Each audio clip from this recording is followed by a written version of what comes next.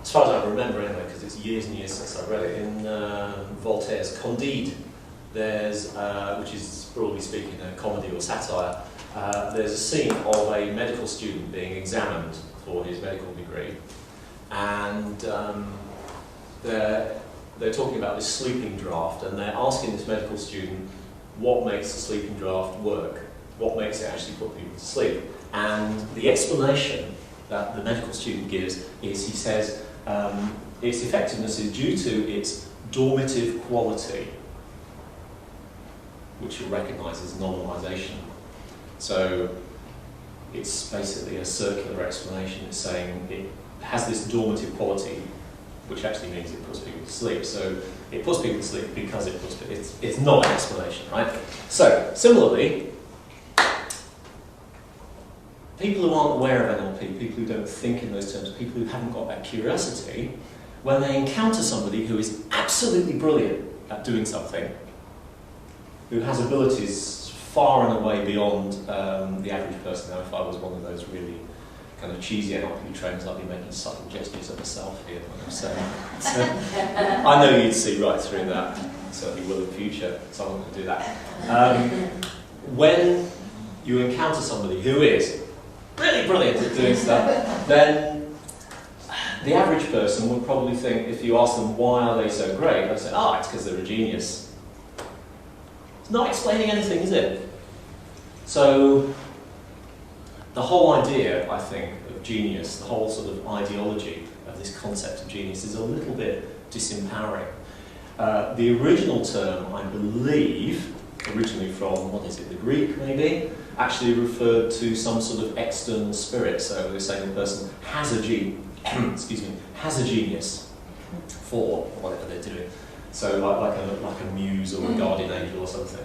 And it later became they are a genius, as if there's kind of almost non-human prodigy. Not very useful in explanatory terms. So Richard and John didn't think in those terms. Rather than just thinking, oh, Fritz Perls, he's a genius and that's why he can get these results. Virginia Satir, she's a genius. Milton Erickson, he's a genius, that's why they get their results. Instead, they asked a more basic question. What are they actually doing? How are they doing it? What are they saying to themselves? What behaviour are they doing that we can observe? How are they thinking? What modality are they thinking? In visual, auditory, kinesthetic, or what? What feedback are they looking for? What do they believe about themselves? What do they believe about their clients? What do they believe about the world in general? What strategies have they got? How do they stand? How do they breathe? What facial expressions do they use in their communication? What questions do they ask at what times? And so on. So, any aspect, are they looking at the big picture or small? How do they know when they're doing something right? What makes the difference for them between an average session and a really brilliant one? Are they noticing something that, what are they noticing that other people aren't?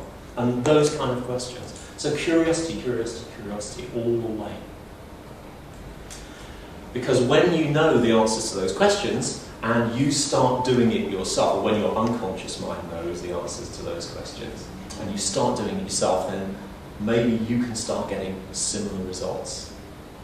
Possibly even better results, or at least vastly improved results on what you could get before. You can accelerate your learning by modelling somebody else. This is how little kids learn to walk.